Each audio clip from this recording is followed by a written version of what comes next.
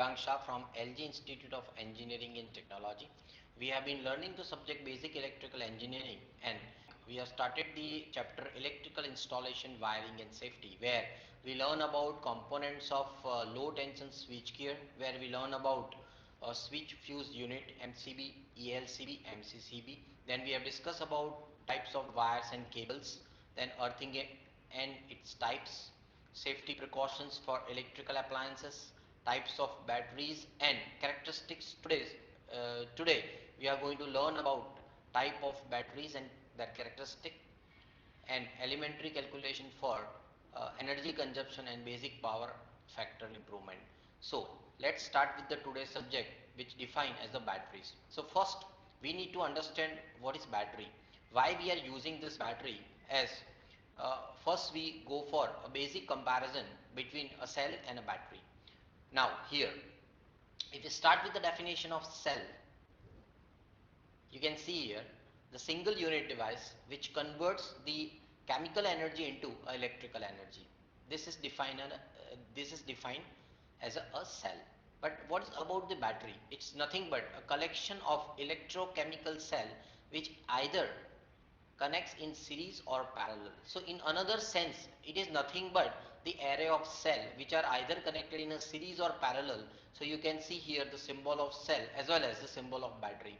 So battery is nothing but the collection of cells where it has a higher capacity. So if we talk about the types of cell, where we use as a dry cell, wet cell and reverse cell and fuel cell. But in the type of the battery, we define as a primary battery and a secondary battery. As we discuss about the specification, where it is light and compact, but the batteries are heavy. Same way, the power, where supply power for a short time. So cell will supply the power for a short time and battery will supply the power for a longer time.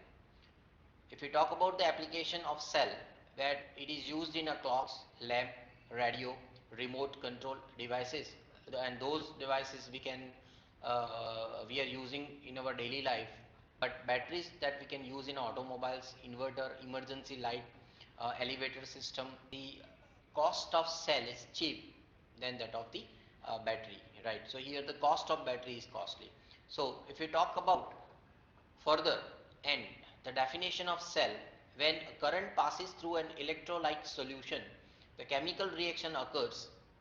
That is, the electrical energy is converted into a chemical energy, and conversely, chemical energy can also be converted into a electrical energy. So this device which is capable of carrying out these conversations is defined as a cell. So here, cell is nothing but a conversion of one energy into another energy. So one energy we define either as a chemical energy or electrical energy, and another that is the same, right? So here the collection of cell I can define as a battery, where the primary cell or battery is one that cannot easily be recharged after one use, hence are discarded following discharge. Most primary cell utilize electrolytes that are contained within absorbent materials or a separator.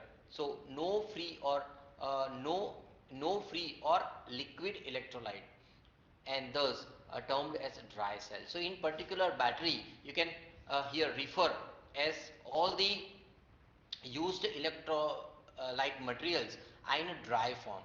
That's why this is a kind of primary cell, where in a secondary cell or battery is one that can be electrically recharged after use to their original pre-discharge condition by passing current through the circuit in the opposite direction to the current during the discharge. So following graphical evidence is this recharging process if we can consider.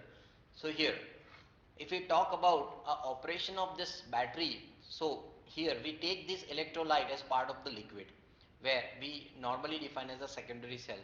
So here, battery is one of the important element of any electrical circuit, that is in form of either cell, which is only a single cell, and the collection of cells we define as a battery as two part. One is a primary cell or a battery and a secondary cell of the battery. So if we further talk about operation of lead acid cell, you can consider as there is a container, right?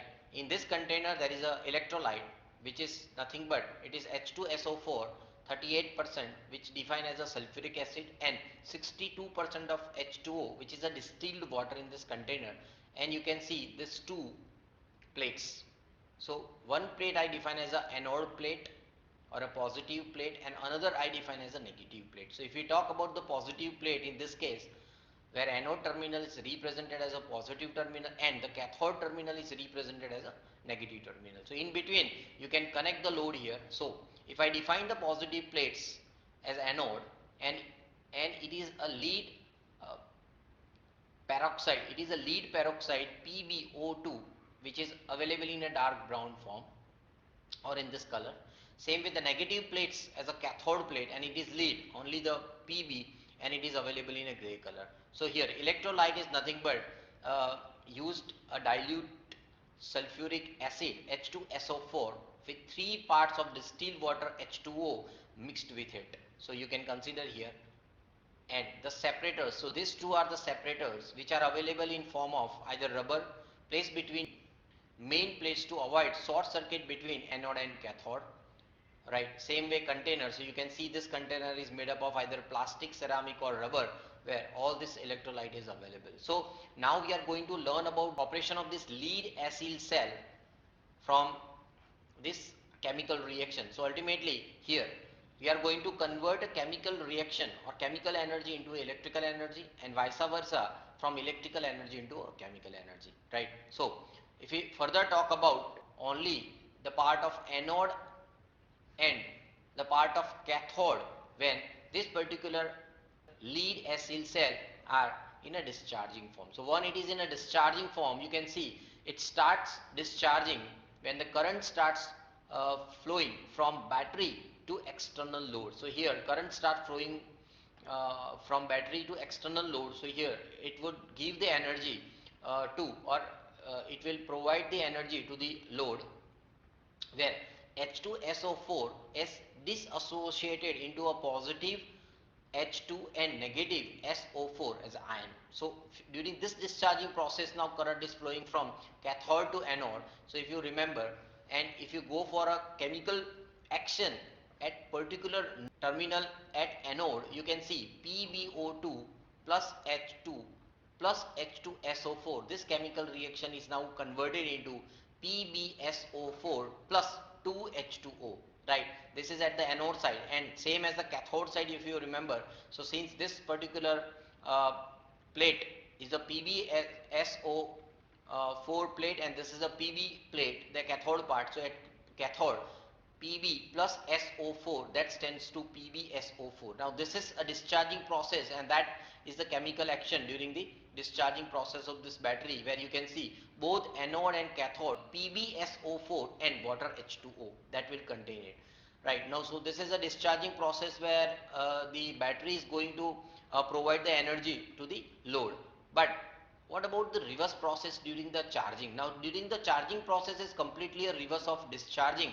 Now here current uh, is flowing from anode to cathode. As such, the external voltage source is connected here. So instead of load, now I am going to connect external battery or external voltage source to charge this battery. So during this charging process, you can see that during this charging process, a positive external voltage is applied to anode and negative voltage is applied to cathode. So current flows from anode to cathode inside the electrolyte. So during this process, what kind of chemical reaction is done, that you can see from this at anode part, PbSO4 plus SO4 plus 2H2O, that is converted into a PbO2 plus 2H2SO4. And at the cathode part, if you calculate the chemical reaction, that in form of this equation which called the PbSO4 plus H2. So here the PbSO4 plus H2 is converted into a Pb plus H2SO4. So by this way, charging and discharging are being done in this lead acid cell by during this process, where you can exactly see this. Now the discharging and charging process here is given by PbO2 plus 2H2SO4 plus Pb. Now this is a this form is now going to be discharged, and you will get PbSO4 plus 2H2O plus PbSO4 two times, where you can check the here, where you can check here, and the charging process is from this terminal to this terminal, where that particular equation is vice versa in terms of charging and discharging. So here in a discharging form, you can see the anode plus electrolyte plus cathode, it is converted into a anode plus water plus cathode. But in a charging form, here the anode plus water plus cathode is converted into a anode plus electrolyte plus cathode. Now we further discuss about the application of this lead acid battery. It is used in automobiles for starting and lightning, for lightning on stream and diesel railway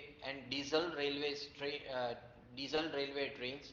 It is also used at generating stations and substations for operation of protective devices for an emergency light, and also used at the telephone exchanges. We further talk about the charging methods of this battery. Now what way you are going to charge these batteries during the utilization process? So there are two methods normally to charge these batteries. One of the method we define as a constant voltage charging. So what it's all about, let us discuss this. So it reduces the charging time. So in this method the charging voltage is kept constant. So here you can see the charging time. Here the charging voltage is kept constant, so I'm going to make it the charging voltage uh, kept constant. So the charging current is high. So you can see this charging current is normally high in this particular graph. So this graph stands for the battery voltage charge current versus the charge time, where the initial moment of the charging of the current, which is normally high at the beginning, and when the battery is in discharge condition, the current is gradually dropped. So you can see here the current is gradually dropped off as the battery pick up the charge, resulting in increased back EMF. So from this it allows cells with different capacities and at the different degree of discharge to be charged, right? So from this you can be able to understand the large charging current at the beginning of the charge is of relatively short duration and will not harm the cell. So this particular large value of this charge current will not harm the cell. So by this way this constant voltage charging is possible. Same way the constant current charging also can be applied. So in this method of charging, the batteries are connected in series so as to form group of each group charges from the DC supply, the main through uh, load rheostat. So here the extra resistance would be connected when all the cells or batteries are connected in a series. So this charging current is kept constant throughout the charging period by reducing the resistance in the circuit as the battery voltage goes up. So that can be that movement you can see here from this graph, where the y-axis stands for the battery voltage charge current with respect to charge time, where the charge current remains constant, but here the battery voltage goes from lower value to the higher value. So now this is what the battery is charged through this process, where in this method the charge current is approximately 1/8 of this ampere rating, right? So that is very important